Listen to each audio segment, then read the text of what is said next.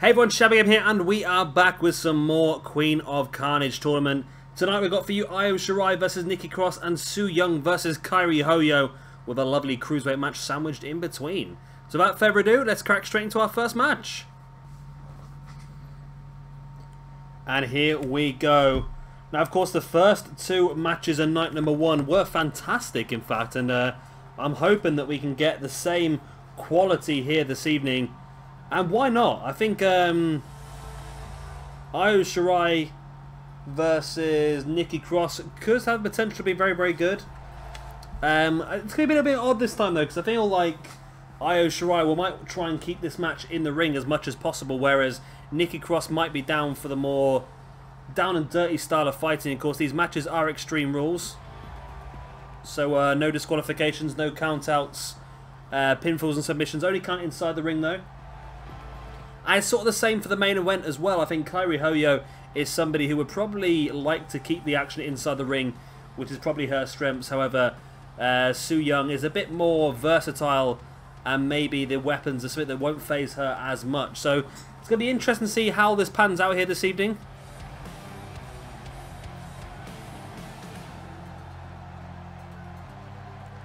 And I think we're going to see some great action here once again. And of course the winner of these two matches here this evening will meet in the semi-finals in a couple of days' time as well. And of course don't forget we do have another special men's match here for you this evening, as we do normally in this tour. But we're going to have just a little bit to way mix it up a little bit, and also a way for us to get a few more ranking points on the board as well, especially since Carnage started quite late into the universe mode. And here comes Nikki Cross. Of course, former Adrenaline Women's Champion in this universe mode. I don't think any lady so far has held a belt on two different shows, so Nikki Cross could be the first one. Well, Nikki Cross technically has. If you take into account Season 1, Nikki Cross held the Women's Junior Heavyweight Championship.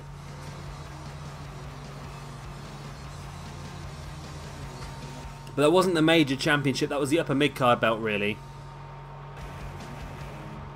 Do do do do do do do do do do do do do do do. Some funky music here, isn't it, with old Nikki Cross? It's actually not too far away from the Sanity music, and it is going to be good. I'm sort of 95% sure at this point in time that Sanity will be on 2K18, which means we should get a real Nikki Cross for next year. I'm assuming a real Peyton Royce and Billy Kay. Those are the ones that are definite. Ember Moon as well as a definite, I think. Mickey James is a definite. Beth Phoenix, I think, as well, but probably as DLC. So that's going to give us a much more in-depth female roster. And I wonder if there's going to be anyone else. The likes of Aliyah, Liv Morgan. Those are the other ones that are sort of around about that sort of level as well, aren't they? Just below the level of the other ladies. So they could be on there. Ruby Riott, I don't know if she debuted a little bit too late. Might be okay though, because she did debut before WrestleMania, so part of me would feel like she should be on the game. However, I wonder whether they might, because Chris Hero debuted before Mania as well, didn't he? So either we'll have those three guys, or guys and girl, of course, or they'll all end up being like an NXT DLC, which I'm hoping not. I'm hoping we do get those, because if that'd be amazing.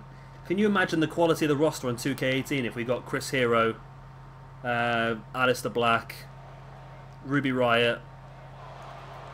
Who else has debuted? Of course, Kyle O'Reilly and Bobby Fish have debuted, but they debuted far too late to be considered for the game, really.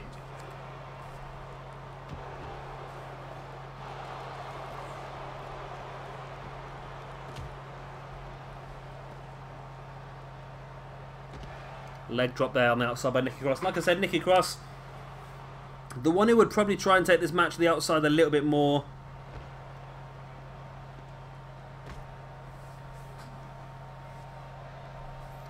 But Sharai doing a good job of fighting outside her comfort zone, and she's a very accomplished wrestler, so no reason why she couldn't pull this one off here.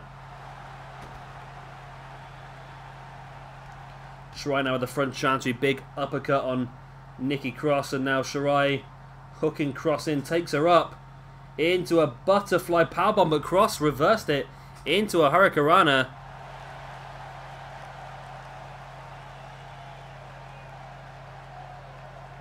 Nikki Cross now taking Sharai up into an Alabama slam on the outside. And like I've said in the past, that matting out there is very, very thin. It's about 1 inch thick. It's not going to protect you too much if you get Alabama slammed on it. Let's just say that. Cross now bringing Sharai back up to her feet. Sends her back into the ring. Big elbow to the forehead. And now drops a leg drop as well. Nikki Cross sliding into the ring. Up comes Sharai as Nikki Cross now locking her in for that neck breaker. Nikki Cross, like I said, desperate to regain gold. She joined Carnage here after losing the Adrenaline Women's Championship. And there she is, knocking out Io Shirai very quickly in the first round. Wow. That was impressive, that was. Very impressive. Yeah, like I said, she lost the Adrenaline Championship only a couple of weeks back, saying there was no more competition on the roster, which is when the debut of Taya Valkyrie happened on Adrenaline, taking the championship away from her straight away. So here she is here, trying to win some more gold, and so far, looking dominant in the process. That victory over Io Shirai was incredibly quick. I wasn't expecting that at all.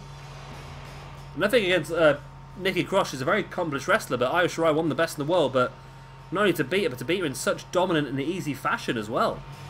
And here we go, so next up this evening we are going to have a triple threat Extreme Rules match between Juventud, Guerrera, Super Crazy and Psicosis. And here we go. Time then for this cracking triple threat match. Very similar to a Fatal 4 we had recently, of course, which was the TLC match on Carnage, but this time it's a bit different. Different people. Chance to see Super Crazy. This is actually a really good Super Crazy, I think. And it's good to have Super Crazy, of course, one of the top names really in ECW.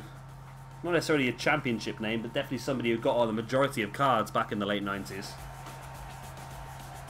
And now we get to see him here exclusively in Carnage. Like a little nice Latin American feel to this roster. I like it. Super Crazy is someone who could have been involved in LAX, really, wasn't he? He could have been. And next, of course, is Juventud Guerrera. Juice. Good old Juice. Of course, lost the mask versus mask match against Psicosis in Season 1 of the SWE Universe mode. He's still here now. Still rocking it. I think he actually looks pretty good. It looks pretty good. He's probably one of the best cores we've got, to be honest.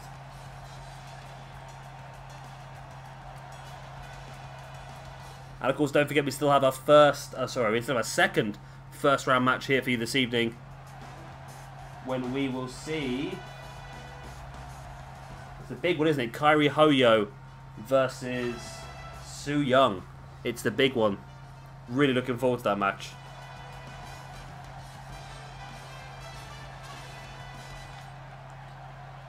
Just don't look at Psicosis' mouth. Don't look at Psicosis' mouth. Don't look at his mouth. Oh, you looked at his mouth, didn't you? Yeah. It's not very good, is it? Basically what they've done is they've created the mask of Psicosis, and then they've put, because they've used a solid full face mask, they've had to put a picture of a mouth and a chin on the bottom of it, which is pretty interesting, isn't it, really? It looks fine in the ring. It's just the entrance is a little bit ropey.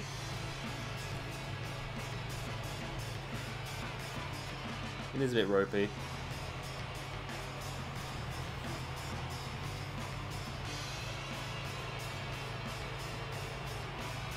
Don't look too bad from far. It does look pretty bad though still. Let's see how he gets on in the actual match, I suppose. That's the main thing. It's not all about the mask.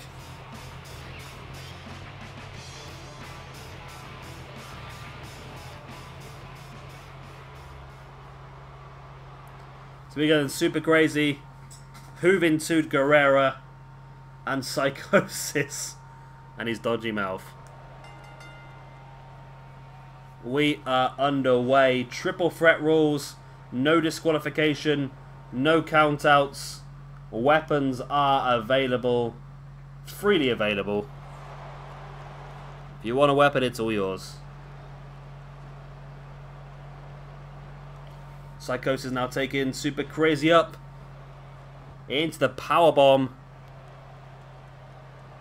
As now Psicosis now working over Hoovy as well. And, oh no, Psicosis switching people, glitching from one to another.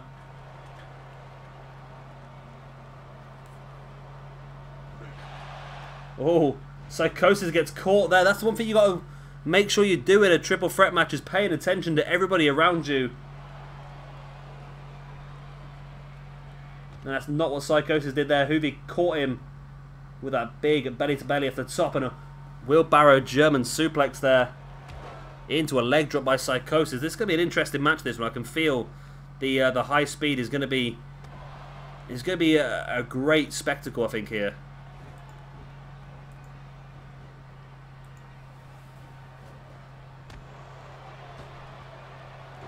Ooh. Hoovy went for a hurricane around there. I think Psicosis knocked him out of the air, and Hoovy landed flat on his backside. Hoovy went for a backdrop there, and Psicosis, sorry, it's Super Crazy, who flipped through. Tell you what, this would be a good little stable, these three, wouldn't it? Bring back the Latino World Order. We could have that, and with one brand of the New World Order, the Latino World Order, and the Blue World Order. The Battle of the World Orders. Ooh, again, went for a wheelbarrow German there, Hoovy, but Psicosis is able to reverse it. And Psicosis bringing Hoovy back up into a suplex, and Hoovy catching his ankles on the top rope as well.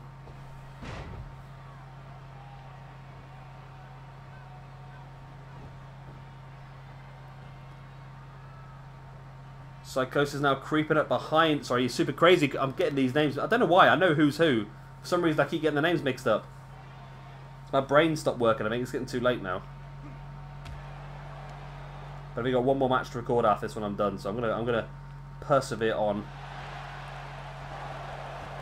As Super Crazy is doing some serious work with that sledgehammer right in the gut of Psicosis. Now catching Hoovy as well, taking him up into a sit-out butterfly powerbomb onto the sledgehammer as well. And Super Crazy is very impressed with himself. But at the same time, he needs to take advantage. Psicosis down the outside. He's done the damage to Hoovy. He needs to finish him off if he wants to win this one. But Psicosis now slowly getting back up to his feet. And maybe Super Crazy's chance here to win this one has disappeared. But there's the 450.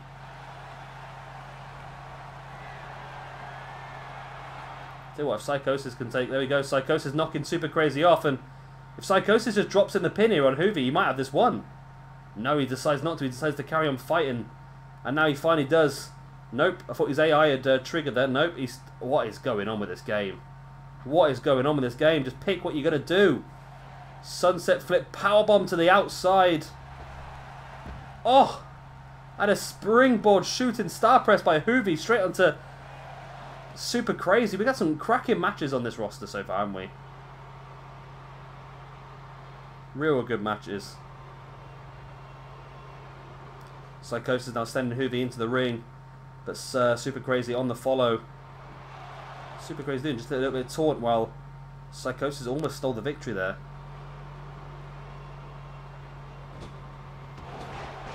Nice drop kick to the back there by Super Crazy on Psicosis in the corner. Now going for a pin, and Hoovy's literally on top of them. And Psicosis does kick out. Super Crazy now catching Hoovy into the corner. Throwing Hoovy to the ground. And what's Super Crazy got planned here? Great moonsault, crossbody. I thought Psicosis was going to bug out there and just try and grapple that pin, but he did drop into it eventually. Super Crazy now bringing Psicosis in the middle of the ring. There's the dragon screw. Very effective move against these Mexican wrestlers. It really takes away a lot of their arsenal. Psicosis taking him up on his shoulder, spins him round into a sidewalk slam. And now Psicosis having thought about the sledgehammer and then decided against it. Decides he wants to get his own little toy from underneath the ring. It's a kendo stick. And Psicosis sees it coming and just legs it out the ring. Sledgehammer being fought for here between Hoovy and Super Crazy. And now Psicosis has a baseball bat and just weapons everywhere now. Psicosis is just taking a break while Super Crazy and Hoovy fight. Clever maneuver, really. Ooh, I think Psicosis might have got a poke in the eye there. A little bit of a tag team maneuver here. There's both Hoovy and Psicosis. Oh, slamming Super Crazy onto the sledgehammer. Psicosis now taking Hoovy up. Oh, Hoovy broke free from the suplex. Gets on the back of Psicosis into a sit-out Michinoku driver. Hooks the leg. 1, 2. And Hoovy wins it. Hoovy with the victory. Clever maneuver there by Hoovy. Did a little bit of teamwork there with Psicosis, sorry, in the ring against Super Crazy, and then just as Super Crazy was out of the ring, turning on the man he was doing his little bit of double team work with and getting the victory. Sneaky, very, very sneaky. And here we just see a few of the. It wasn't the best representation of the game. This one wasn't really. A lot of cluster fucks of bad AI, really, wasn't it? But it was Juventud Guerrera who picked up the victory, and Hoovy's not had the best of times so far in SWE. He's been involved in a lot, but never really been able to pull off a big victory, and this one looks like it was a pretty big victory for him. He's going to get some nice ranking points from this, and it might just push him up the card a little bit. We might get to see a little bit more Hoovy. You never know. So here we go, the main event of the evening. Su Yung versus Kairi Hojo. The winner will face off against Nikki Cross in the semi-finals. And here we go. Now this is a match I've been looking forward to the whole way through this tournament. This is just outstanding match, this one. Of course, the winner of this one, like I said, faces off against Nikki Cross in the semi-finals in a couple of days' time. Alongside the first semi-final we already know, of course, which is Rosemary versus Jazz. And here comes Su Yung. Again, another debutant in SWE.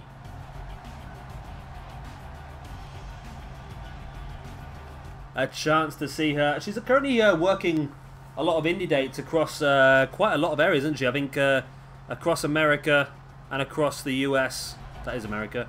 Across the UK, what am I saying, Europe. So she is really getting about at the moment, and it's pretty cool to see. She's one of the top female wrestlers knocking around, isn't she, really? From what I'm aware. I don't really know much about her, to be honest, though. Oh, wow, she's actually American. I thought she was Asian, to be honest. That's how little I know about her, to be. She was born in Seattle, Washington. How have I ended up in... Ooh. Oh, she was part of WWE, I didn't realise that as well. Why is Wikipedia in foreign? I have no idea, there we go.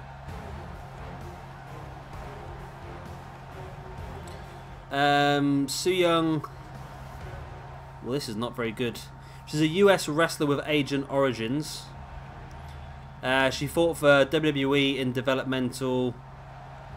as Sonya. What a terrible name that is. Currently working on the independent circuit with her real name. Her real name is Su Yung, okay. Su Yung signed the development contract with WWE back in 2010. She lost to AJ Lee on her debut. Sonya wins mixed tag match with Jerry Lawler against Trent Beretta and Rosa Mendez. Why was Jerry Lawler involved in that? In January 2011, she participated in the Divas Battle Royal, which was won by Caitlyn. Wow, so... Okay, no, this is all FCW stuff still. Sonya was fired by WWE. So it's a real bad, because the Wikipedia has been translated. It's not a very good. It's not a very good translation, really.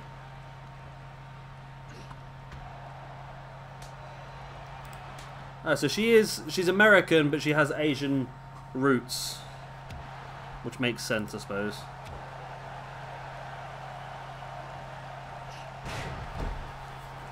The core's actually not too bad, to be honest. Looking at some of these versions of her online, the core's actually very good.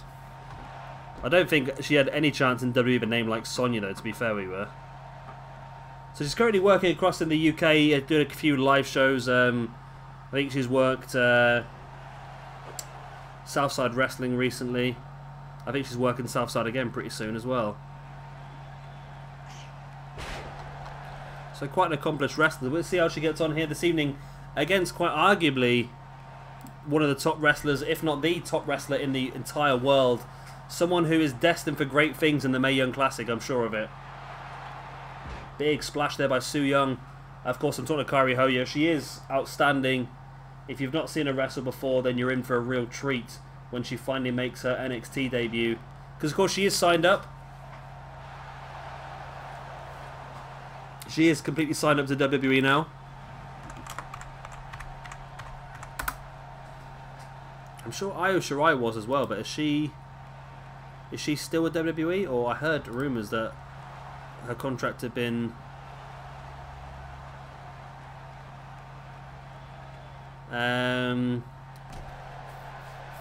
She'd accepted a contract from the WWE. Following a month, it was reported WWE medical examination had discovered a neck injury that would delay Shirai's WWE debut.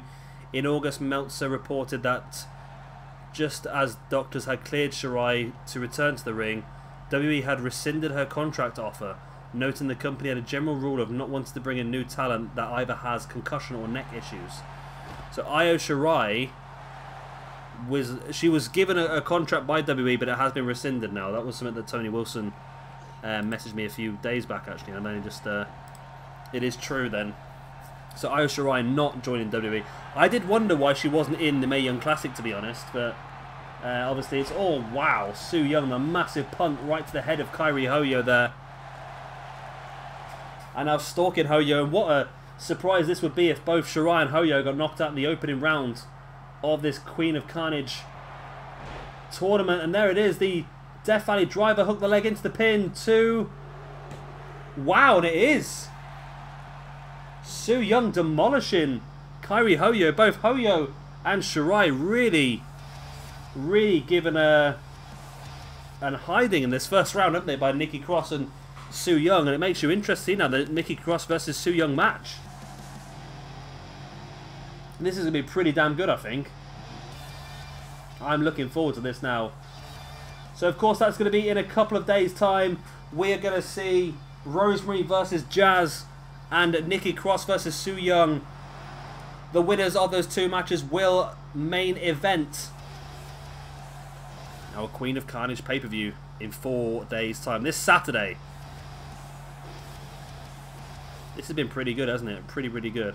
Right, so guys, that is the end of this. I hope you have enjoyed it. Of course, if you have, please do like and subscribe. I've been Shabby Gamer. Thank you very much for watching, and I'll see you in a couple of days' time for the semi-finals of the Queen of Carnage. The 1, 2, 3.